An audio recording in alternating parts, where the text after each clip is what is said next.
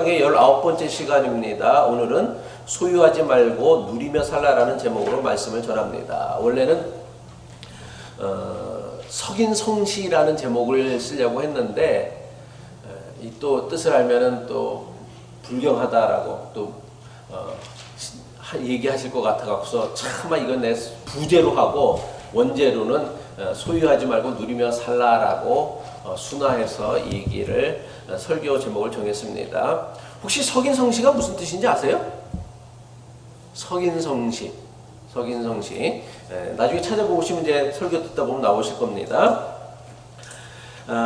전도자는 인생의 헛됨과 부질없음에 대하여 반복하여 강조하고 있죠.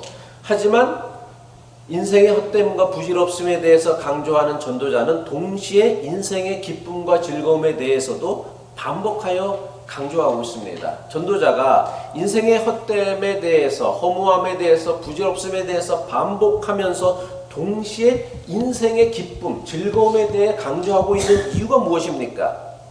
다른 거 없어요. 한 번뿐인 인생이라는 거예요. 인생은요. 그리고 인생은 그렇게 길지 않다라는 거예요. 그러니 헛되고 부질없는 일에 목숨 걸고 살지 말고 하나님께서 주신 것으로 만족해하고 감사하며 주어진 인생을 즐기며 살라라는 것이 전도자가 우리에게 주고 있는 가장 중요한 메시지입니다. 전도자는요, 사람을 향한 하나님의 뜻에 대해서 그리 거창하고 대단한 것을 말씀하고 있지 않아요. 저도 예전에는 하나님이 우리에게 주신 그 뜻은 대단히 거창하고 고상하고 위대하고 엄청난 것이라 생각을 했는데 인생 살다 보니까 하나님이 우리에게 원하시는 건 그렇게 거창하고 대단하고 엄청난 게 아니에요. 하나님이 이미 거창하고 위대하고 대단하신데 그 하나님이 우리 인간에게 뭘 대단하고 거창하고 엄청난 걸 기대하시겠어요? 그러니까 여러분들이 집안에 마당에 뒷마당에 있는 개미를 보면서 그 개미를 바라보면서 야 네가 참 거창하고 대단하고 엄청난 일을 하면서 살아라 그 기대를 갖고 살아가진 않잖아요. 여러분들이 키우는 개를 바라보면서 야 너 정말 거창하고 대단하고 엄청난 일을 물론 사람이 되는 건 아닌데 하나님이 보기에는 우리는 개보다도 사실 못한 것인데 그렇진 않잖아요. 전도자가 깨달은 건 뭐냐면 하나님이 우리에게 원하시는 건 거창하고 대단한 게 아니라 우리가 행복하게 살아가는 것, 이게 하나님이 우리에게 원하시는 뜻이구나 라는 거예요. 그래서 전도서 5장 20절에 보면은 지지난주에 살펴봤던 말씀이죠. 하나님은 이처럼 사람이 행복하게 살기를 바라시니 덧없는 인생살이에 크게 마음 쓸 일이 없다. 부질없는 거 쓸데없는 거 붙잡고 살아가면서 인생 치칠이 고통스럽게 살아갈 필요가 없이 행복하게 살아가라. 이게 하나님이 우리에게 주신 가장 중요한 뜻이다라고 전도자는 이야기하고 있습니다. 데미안과 시타르타라는 책을 쓴 헤르만 헤세라는 사람이 그가 쓴 책에서 뭐라고 얘기했냐면 인생에는 의무가 있다. 인생에는 목적이 있는데 인생에 주어진 의무, 목적은 다른 아무것도 없다. 그저 행복하라는 한 가지 의무뿐이다. 우리는 행복하기 위하여 이 세상에 왔다라고 이야기했습니다. 인생의 의무에 관한 헤르만 헤세의 주장은요, 수천 년 전 전도자의 깨달음과 가르침을 그대로 반복하는 인생에 관한 매우 중요한 교훈이라는 거예요. 헤르만 헤세는 불교에도 통달했고 기독교에도 통달했던 사람인데 그가 기독교 신앙 성경을 읽다 보니까 우리 인생에 주어진 의무는 다른 거 아무것도 없이 행복하라는 것, 이게 우리에게 주어진 하나님이 인생에게 주어진 가장 중요한 의무이고 목적이다라는 것을 깨닫고서 이 얘기한 거예요. 이거는 헤르만 헤세의 주장뿐만 아니라 전도자의 가르침이기도 하다라는 것이죠. 사람들은 인생을 살면서 남들보다 더 많은 돈을 벌기를 원하고요. 남들보다 더 큰 성공을 이루기를 원하고요. 남들보다 더 많은 인기와 관심과 인정을 받으려고 애쓰며 살아갑니다. 그렇다면 사람들은 왜 남들보다 더 많은 돈을 벌기를 원하고 더 높은 성공을 꿈꾸고 남들에게 더 많은 인기를 받고 관심을 받고 인정을 받기를 원하는가? 왜 그럴까요? 물론 사람마다 여러 가지 다른 이유가 있을 수 있다라고 말할 수 있을 것입니다. 하지만 이것을 아우르는 가장 본질적이고 궁극적인 이유 딱 한 가지를 대답하면 행복하기 위함이야. 우리는 행복하기 위하여서 결국은 돈도 더 많이 벌려고 하고 더 높은 성공을 이루기를 원하고 더 많은 사람들에게 더 많은 인기와 관심을 끌기를 원한다라는 거예요. 그러니까 이 생각의 배경에는 뭐가 있냐면 사람들은요, 남들보다 더 많은 돈이 자기를 행복하게 만들 것이다. 남들보다 더 큰 성공이 자기를 더 행복하게 만들 것이다. 남들에게 더 큰 인기와 관심을 끌 때 내 인생이 더 행복할 것이다 라고 믿기 때문이라는 것이죠. 그런데 문제가 있습니다. 많은 사람들이 자신을 행복하게 해줄 것이라고 여기는 것들을 막상 손에 쥐고도 정작 자기가 얻은 것, 누리는 것으로 행복하게 살아가는 사람은 별로 없다라는 거예요. 인스타그램에 자기가 올린 글, 사진에 수백만 사람인데 수십만, 수천 명 사람들이 좋아요를 눌러주면 그 인생이 행복해지느냐? 아니다라는 거예요. 오히려 밤잠 설쳐가며 몸을 축내면서까지 남들보다 더 많은 물질이나 성공을 이루고서도 자기의 인생을 불행하다 여기며 살아가는 사람들이 세상에는 너무나 많습니다. 도대체 그러면 왜 이런 일이 생기는 것입니까? 여기에 대하여 에드 디너 교수는 이런 이야기를 했습니다. 이분이 쓴 책 중에 그 해피니스라는 책이 있는데 부제로는 Unlocking the Mysteries of Psychological Wealth라는 책인데 그 책에 보면 매우 행복에 대한 중요한 교훈들이 있는데 이것을 제가 설명하려고 하는 건 아니지만 그래도 중요한 거니까 제가 좀 몇 가지 읽어보면 인간은 목표를 달성했다고 행복해지지 않는다라는 거예요. 그러니까 우리가 어떤 목적을 세우고 그 목표를 이루었다고 인간이 행복해지는 게 아니에요. 이건 성취감인데 그 성취감은 아주 잠깐이에요. 그 성취감 뒤에는 더 많은 공허가 찾아오고요. 요즘 애들 말로 현타가 오죠. 현타가 오고 그 다음에 그 현타를 극복하기 위해서 더 큰 것들을 목적을 내죠. 그래서 에드 디너 교수는 행복은 목표를 이루는 과정에서 얻어진다라고 얘기했고요. 또 행복이라는 게 항상 좋은 일만 일어난다라고 행복해지는 게 아니라 행복은 83%의 기쁨과 17%의 슬픔이 조화롭게 균형을 이룰 때, 그러니까 인생이라는 게 항상 좋은 일만 있다라고 행복해지는 건 아니에요. 왜? 좋은 일만 계속 되어지면요, 이게 좋은 일인지 안 좋은 일인지를 몰라. 좋은 일이 좋은 일이다라는 걸 알기 위해서는 인생에 뭐가 있어야 돼? 슬픔이 있어야 되는 것이죠. 그러니까 뭔가 우리가 어려운 일을 겪고 환난을 겪는 것, 고통을 겪는 것, 슬픔을 겪는 것들을 너무 이래서 내 인생이 불행해진 것이 아니라 그런 일들이 있기에 우리 인생은 더 행복해질 수 있다는 것을 이야기하고 있다는 것이죠. 또 중요한 주장 중 하나는 공동체 생활에서 지나친 행복 추구도 문제이다. 행복은 불행의 극복에서도 맛본다. 우리의 불행한 인생들을 극복하는 것에서 그것을 뛰어넘고 해결해 나가는 것에서도 인생은 그 어떤 것에서 찾아볼 수 없는 그 행복을 누릴 수 있기 때문이다 라고 얘기했어요. 이게 이제 그분이 그 해피니스라는 책에서 주장하는 아주 중요한 핵심 주장인데, 제가 이걸 얘기하려는 건 아니고 이 에드 디너 교수가 인간의 행복, 그러니까 이 사람의 주장이 아니라 사람들을 많이 관찰해 보니까 사람들이 언제 행복을 누리냐면은 그분이 그래서 이런 것을 주장했는데, 행복은, 사람들이 누리는 행복은 원하는 것뿐에 가진 것이다 라고 얘기했어요. 무슨 뜻이냐면 쉽게 얘기해서 물질, 성공, 명예, 성취 이런 것들이 사람들이 원하는 것이겠죠. 그것을 만약에 10이라고 합시다. 그럼 어떤 사람이 행복하다라고 생각하느냐면 물질, 성공, 명예, 성공, 성취들을 한 개 이룬 사람보다는 2개 이룬 사람이 더 행복하고 2개 이룬 사람보다는 3개, 10개 이룬 사람이 더 행복하고 10개보다 더 이룬 사람은 더 많이 행복하겠죠. 이것이 사람들에게서 보편적으로 나타나는 그 행복이라는 필링, 느낌을 가지는 중요한 원칙, 법칙이다라고 제시하였습니다. 근데 이 에드 디너 교수의 행복 법칙에 따르면 사람이 행복해지는 데는 2가지 방법이 있는 것 같아요. 뭔 것 같아요? 첫 번째는 원하는 것을 많이 가지는 거야. 근데 원하는 게 10가지면 10개를 다 가지면 돼. 그러면 10대 10, 10분의 10 하면 1이 되어지니까 완전한 상태가 되어서 행복해질 수 있어요. 또 사람이 행복해질 수 있는 또 다른 방법인데 그게 뭐냐면 원하는 것을 줄이는 거예요. 원하는 것이 10이었는데 원하는 걸 한 5쯤으로 줄여버리면 상대적으로 내가 이미 가지고 있는 것 가지고도 사람은 행복해질 수 있다라는 것이죠. 그러면 이 두 가지 에드디너 교수의 그 행복의 법칙에 따른 행복해질 수 있는 두 가지 방법 중에 사람들은 주로 어떤 방법으로 자기 인생의 행복을 추구하려고 할까요? 1번이 2번이에요. 1번이죠. 왜 그래요? 예? 맞아요. 여러분들이 말한 대로 대부분의 사람들은요, 원하는 것을 가능한 많이 가지는 것으로 인생의 행복을 얻으려고 해요. 왜 그렇습니까?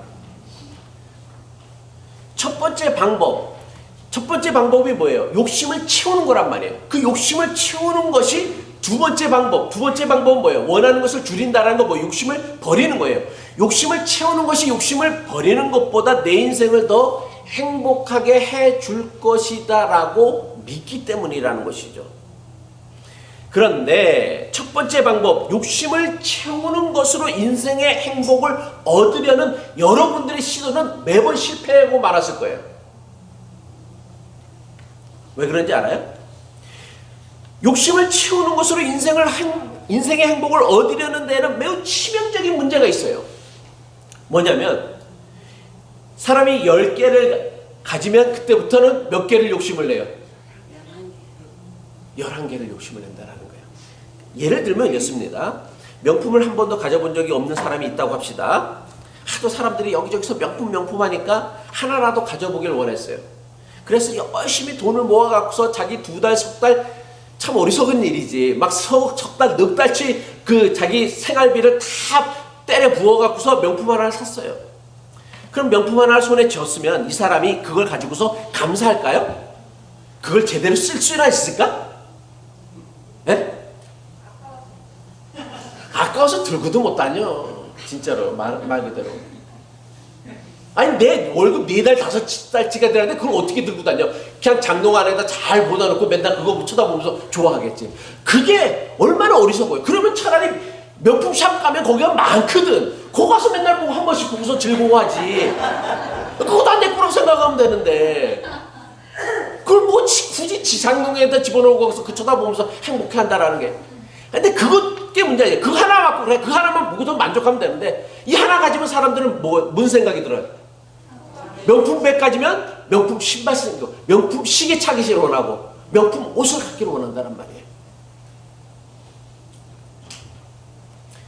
무슨 얘기를 하냐? 이걸 제가 나쁘다라고 얘기하는 게 아니라, 그러니까 뭔가 욕심을 채우는 것, 뭔가 간절히 바라는 것을 채우는 것으로 인생은 행복해질 수가 없다라는 거. 왜? 욕심은 가지면 가질수록 더 커지기 때문이라는 것이죠. 1개 가지면요, 2개 가지고 싶고요, 2개 가지면요, 더 좋은 명품 가지고 싶은 게 사람의 욕심이다라는 거예요. 원하는 것을요 다 가지려고 하는 노력으로는요 사람은 절대로 행복을 누릴 수 없어요. 오히려 가진 것이 많아질수록 더 많은 것을 원하게 되어집니다.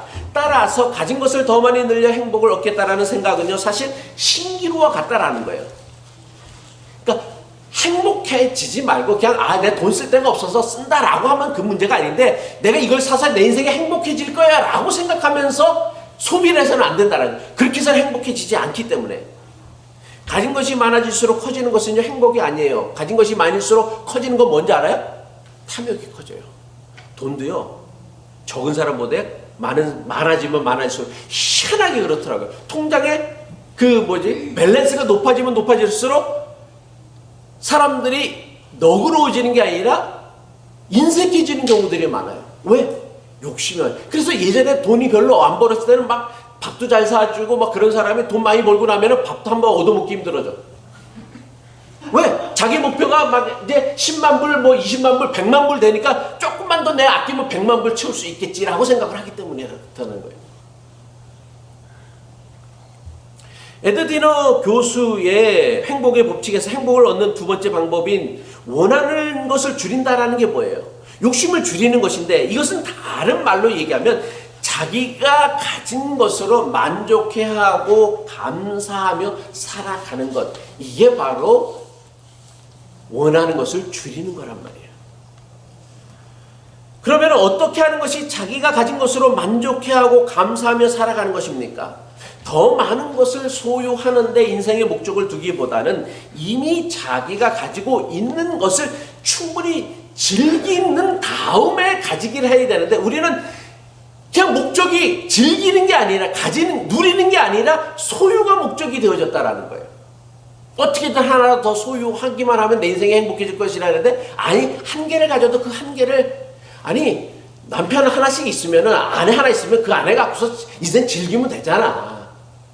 왜 두 개를 탐내고 세 개를 탐내냔 말이야. 그러면 더 행복해질 것 같아요? 안 그래요. 그게 인생의 원칙이란 말이에요. 두 개 있으면 더 행복할 것 같죠, 여러분들, 남자들?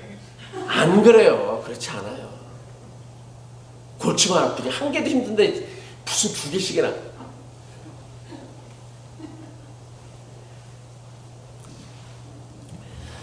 대부분의 사람들이 자기 인생의 불행한 이유를 뭐라고 생각을 하냐면, 가진 것이 없기 때문에, 내가 소유한 것이 없기 때문에 내 인생이 불행하다라고 여깁니다. 그래서 가진 것이 많은 부자가 되면 행복해질 줄 알고 모든 것을 다 바쳐서 돈을 버는 일에 전념하며 살아갑니다. 더 많은 돈이 인생을 행복하게 할 것이라는 믿음은요, 아마도 가장 오래된, 인류 역사상 가장 오래된 인간의 확고부동한 믿음이에요. 아마 이것은 하나님에 대한 믿음보다도 더 오래되어진 믿음인 것 같아요. 그래서 대다수 사람들은요, 돈이 우리를 잘 살게 할 수 있을 것이라고 믿으며 인생을 살아갑니다. 그래서 우리는 뭐라고 얘기하면, 돈이 많은 사람을 뭐라고 얘기해요? 잘 사는 사람이라고. 돈이 많은 사람은 부자인 거야. 잘 사는 사람이 아닌데 우리는 돈이 많은 사람을 부자라고 얘기하는 거, 저 사람은 잘 사는 사람이야. 심지어는 교회 다니는 사람들도 이래. 아니, 잘 사는 사람은 어떤 사람이 잘 사는 사람이, 신앙생활 잘하는 사람, 하나님 잘 믿고 겸손하게, 그리고 남을 이웃을 사랑하는 사람이 잘 사는 사람이지. 왜 교회를 다니는 사람들조차도 돈 많은 사람을 갖고 저 사람 잘 사는 사람이야. 또 반대로 돈 없는 사람을 뭐라고 얘기해? 못 사는 사람. 그냥 가난한 사람이에요. 돈이 많고 적으면요, 그냥 돈이 많고 적음, 그래서 부자, 가난한 사람인 것이, 그 돈이 많고 적음을 가지고 저 사람을 잘 사는 사람이다, 못 사는 사람이다 라고 나눌 수는 없는 거예요. 근데 우리는요, 너무 이게 뿌리 박혀 있어. 습관적으로 이런 얘기를 해. 저 사람은 잘 사는 사람이야. 뭘 잘 사는데 도대체? 뭘 못 사는데 또? 나는 못 사는 사람이야. 뭘 못 사는데?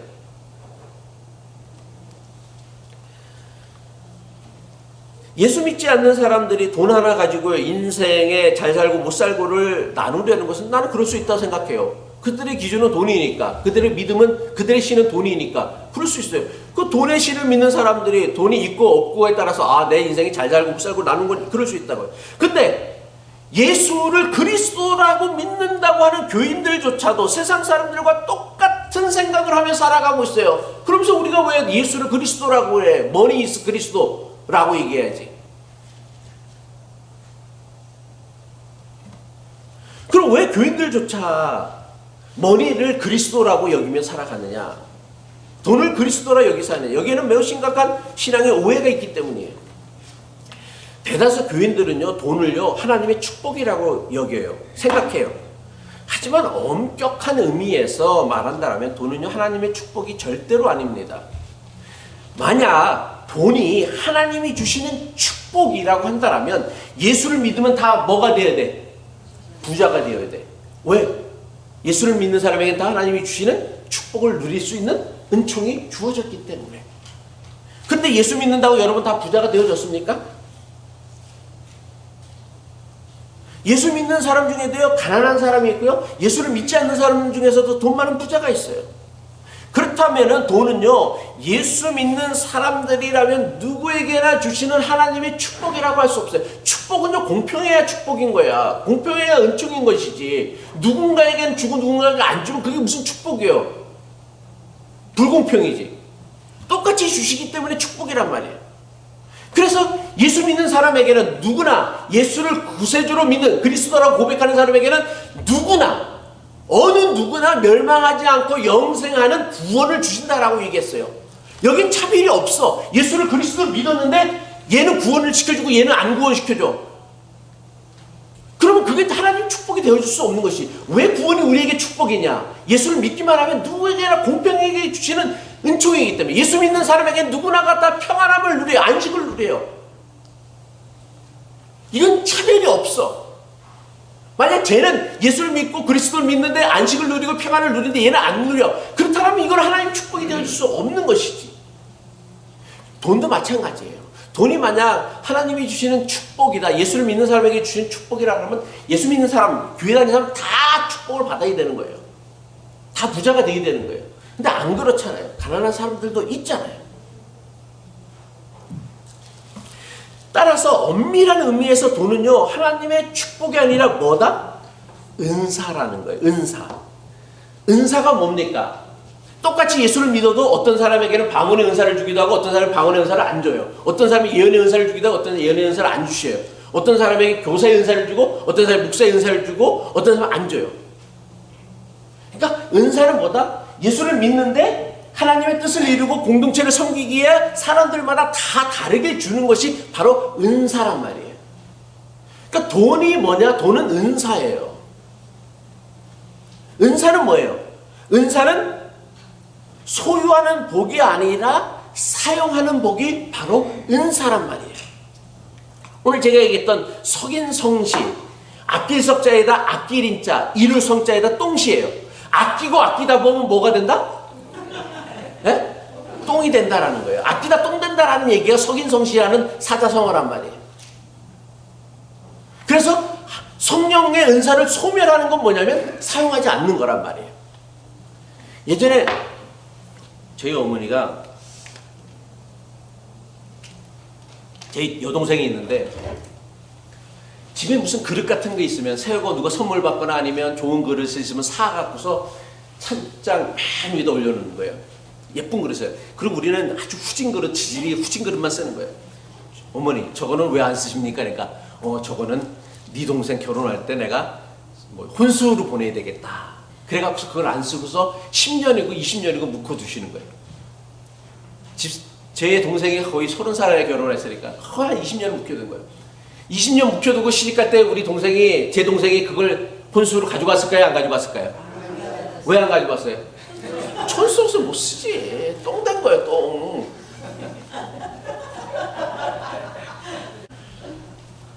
하나님께서 주신 재물이 그렇다라는 거예요. 하나님께서는 은사로 물질을 우리에게 주셨어요.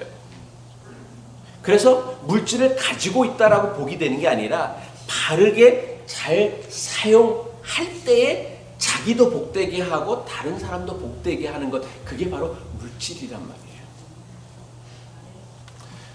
여러분들은 다 은사를, 돈의 은사를 받기 원하잖아요. 그죠? 네. 그렇죠? 네? 그럼 어떻게 해야 되는지 알아요? 여러분, 방언 은사를 받으려면 어떻게 해야 돼? 네? 가만히 있으면 방언의 은사가 내려오나? 받고 싶다라면 뭘 해야 돼? 그렇지. 그렇게 잘 하시는 사람이. 그러면 돈의 은사를 받기를 원한다면 어떻게 해야 돼? 그렇지. 돈을 잘 써야 돼. 쓸데없는 데 쓰지 말고 잘 써야 돼. 하나님이 기뻐하시는 일에 써야 돼. 보면요, 진짜 돈에 은사가 있는 사람이 있어요. 교인들 중에서도요. 그 사람들은 잘 써. 그래서 그 사람들은 이상하게 돈이 하는 일마다 다 잘 돼. 그래서 돈을 또 더 잘 써. 또.